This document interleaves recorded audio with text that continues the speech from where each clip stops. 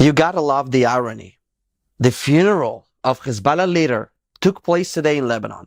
It was supposed to be a massive show of force, a moment for Hezbollah to tell the world, we are still strong, we are still here. But instead it turned into a national embarrassment.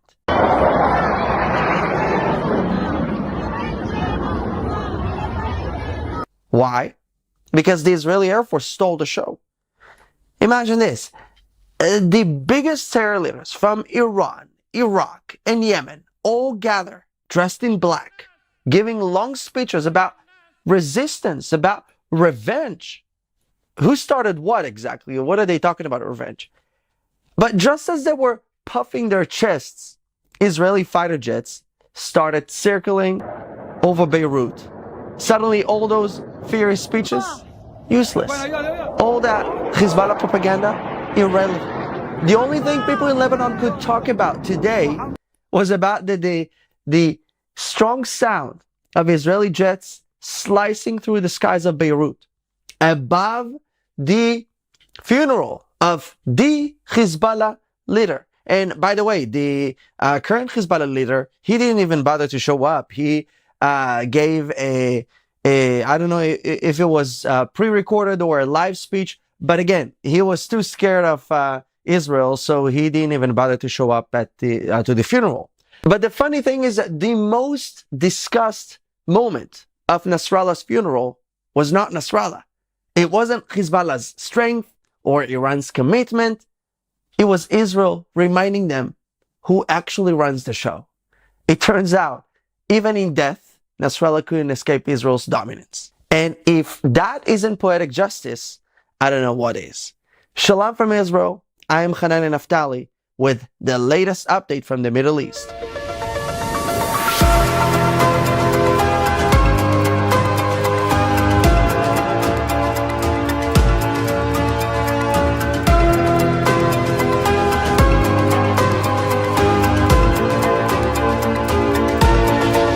Hassan Nasrallah spent his entire life hiding underground, fearing Israeli airstrikes. He rarely ever walked in public, rarely appeared on live camera, because he knew the second he did, he would be next. And in the end, that's exactly what happened. By the way, he didn't have any problem sending thousands upon thousands of Hezbollah terrorists to meet their own death while he was hiding in bunker. And now the current Hezbollah leader, he's probably going to do the same thing. But I do hope that Hezbollah will finally be uprooted. But that's the reason that we have the ceasefire, is because Israel is expecting the Lebanese army to do the job. Are they going to get the job done? I don't know. But on September 27, 2024, very special day in the Middle East, because it's a day, it's the day, Israeli airstrike turned the bunker of Hassan Nasrallah into his tomb. And now, 5 months later, Hezbollah gathered for a massive funeral, desperate to show the world that nothing has changed. Iranian officials flew in. Hezbollah's militia leaders from Iraq, Syria, and Yemen all came. They packed a 55,000-seat stadium, waving Hezbollah's flags. By the way, I barely saw any Lebanese flags there, because the Lebanese people actually don't support Hezbollah. So it's funny that they actually needed to fly in so many people and influencers from countries like Iraq, Yemen, and Iran in order to fill a 55,000-seat stadium. You know, they all chanted slogans about resistance. But guess what? Israel's Air Force was circling over their heads, and they all looked up to the Israeli Air Force. It's so prophetic. Just like it says in Jeremiah 20, verse 10, "But the Lord is with me, like a mighty warrior. So my persecutors will stumble and not prevail. They will be greatly shamed, for they will not succeed. Their eternal dishonor will never be forgotten." Think about that. The most powerful terrorist leaders in the region were gathered in one place, and Israel made sure they all knew that at any second we could take out the next Nasrallah.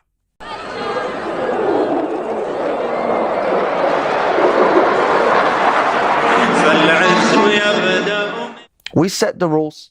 We decide who stays and who goes. Nasrallah was full of words. For 32 years, he ran his mouth about how Hezbollah would destroy Israel. He promised to wipe us out. But when the time came, it was Israeli fighter jets that wrote the final chapter of his story, even at his own funeral. Psalm 37 verse 20 says, "But the wicked will perish. Though the Lord's enemies are like the flowers of the field, they will be consumed. They will go up in smoke." And that's exactly what happened. He spent decades trying to bury Israel, but Israel buried him. Shifting from Hezbollah to Hamas, because I have a lot to cover when it comes to everything that happens in Gaza. There are a lot of things that the media is not telling you. But if you needed more proof that Hamas is evil, this is it. They're in one of the recent hostage releases. Hamas forced 2 hostages to watch as others were freed, only to shove them back into captivity afterwards. Think about how sick and twisted that is. These poor men, Evyatar David and Guy Gilboa, were already suffering in Hamas captivity. And what does Hamas do? They make them stand there, actually sit in the car, watching freedom, only to be dragged back to their nightmare. This is not just psychological torture, it's sadism. Hamas enjoys the suffering of its hostages. They play games with their victims for their own amusement. And of course, let's not forget the people, all the Palestinians who showed up to the staged ceremonies of the released hostages. People that came to chant and rejoice as they're looking at hostages looking like Holocaust survivors. This is insane. You see generations upon generations, from the child to the elderly person, being there, smiling, filming, looking in glee as our people are paraded like some trophies. Where is the global outrage? Where is humanity? I said it before, and I'll say it again. Why is the world not at outrage to the sight of this happening? Why is the Red Cross playing a role in all of this? Why is this allowed? This is not something that should happen. And let's not forget, on October 7, when Hamas terrorists, 3,000 in number, infiltrated Israel, invaded and massacred our people, it was also these Palestinian civilians from all generations invaded our country. From the young people, the children that invaded our country in bicycle, stole things, cheered Hamas, to the elderly. There are literally videos of them walking in their with their walking sticks, invading our country, stealing, invading the kibbutzim. This is just insane. And you know what really amazes me is that some people still believe Israel should be making deals with Hamas. They talk about ceasefires and peace talks. I have a better idea. And Hamas, if you want to have peace. And Hamas, if you don't want to see war. After we bring our people back, the only solution Israel should seek is to end Hamas, period. Because if we're not doing that, we're going to meet Hamas again in the next cycle of war, the next round of war. It cannot happen. We have to make sure that southern Israel will be a safe place. We have to make sure that Gaza will be a safe place. You know, for months, Hamas was spreading disgusting lies. We just recently got the body of Shiri Bibas. For those of you that didn't hear, when Hamas released the 4 bodies of our hostages, including the Bibas children, Ariel and Kfir, they also gave a body of a random Palestinian woman, trying to mislead Israel into thinking that this was Shiri Bibas. How sickening it is that, first of all, they're even keeping the dead. They're even not letting the dead come to burial. They're even preventing the dead from resting in peace. But on top of that, they were they were not giving the body of Shiri Bibas together with her 2 children. This is insane. You know, at first they claimed that Shiri Bibas and her 2 little boys, Kfir, 10 months old when kidnapped, and Ariel, 4 years old when kidnapped, were killed by an Israeli airstrike. It was a lie. And now Israeli forensic experts, after receiving the body of Shiri Bibas, have proven it. Listen, Shiri and her children were not killed by any airstrike. They were not even shot. They were murdered with bare hands. Let that sink in. This is who we're dealing with. Hamas terrorists either strangled or beat a mother and her 2 tiny boys to death. To death. And then, in an attempt, a sickening attempt to cover this, to hide this, Hamas committed horrible, horrific acts with their victims, according to the IDF. This is Hamas. This is Hamas. These are the people the world wants Israel to negotiate with. I'm very glad that President Trump sees through the lies. Listen, for weeks Hamas tried to cover up their crime. But truth has a way out, has a way of coming out. They lied about Shiri. They lied about Kfir. They lied about Ariel. And guess what? They are lying about everything else too. Anyone still defending Hamas at this point is not just misinformed. They are choosing to side with evil.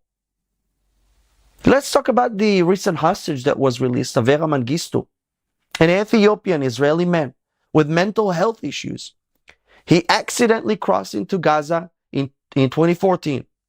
And what did Hamas do with him? They locked him in a cell for over a decade. For nearly 11 years, this innocent man was held hostage by Hamas. No trial, no reason, just because they could. So I have one question. Where was Black Lives Matter? Where were all the woke activists who claimed to care about black people? Where were the marches, the protests, the hashtags? Nowhere. Because Avera was Jewish. And when Jews suffer, suddenly the social justice warriors fall silent. This proves what we already knew. BLM, the progressive activists, the UN, they don't actually care about justice. They care about attacking Israel. Because if Avera had been held by a Western country, there would have been a global outrage. Or if Avera wasn't Jewish, the whole world would have been up on its feet.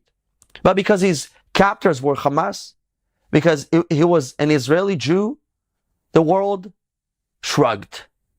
But here's the reality. BLM never cared about black lives. They care about pushing their own political agenda. Look, what we are seeing is the true colors of Hamas. I really do hope and pray that the world is waking up. But this is a new era in the Middle East. Because Hamas thought that they could break Israel's spirit. Instead, we are crushing them. Hezbollah thought that they were untouchable.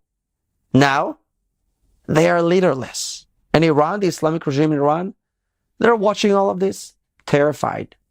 They know exactly what we are capable of. Remember, Israel struck some nuclear components deep inside Iran. No one could stop us.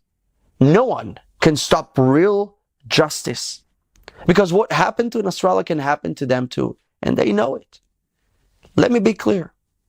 If you threaten Israel, you don't get to retire. You get a funeral. We're done apologizing for trying to live our lives.